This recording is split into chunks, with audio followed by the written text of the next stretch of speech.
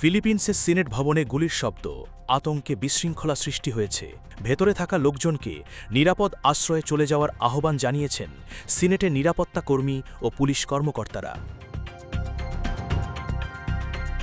আল জাজিরার জামেলা আলিন্দোকান জানিয়েছেন, বুধবার ১৩ই মে সন্ধ্যায় রাইফেল ও সুরক্ষামূলক সরঞ্জাম পরিহিত সৈন্যরা আইনসভা ভবনের সিঁড়ি বেয়ে ওপরে ওঠার কয়েক মিনিট পরেই গোলাগুলি শুরু হয়। এ সময় সাংবাদিকরা নিরাপদ আশ্রয়ের জন্য দৌড়ে পালান। রয়টার্সের এক প্রতিবেদনে বলা হয়, আন্তর্জাতিক অপরাধ আদালতের পরোয়ানাভুক্ত শীর্ষ সিনেটর রোনাল্ড দেলা রোসাকে গ্রেপ্তারের প্রচেষ্টাকে কেন্দ্র করে এ ঘটনা ঘটেছে।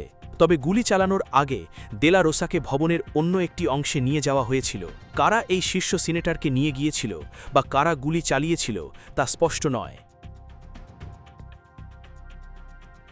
গুলির শব্দ শোনা যাওয়ার পর সিনেটের নিরাপত্তা কর্মী ও পুলিশ কর্মকর্তারা সবাইকে নিরাপদ দূরত্বে থাকতে বলেন।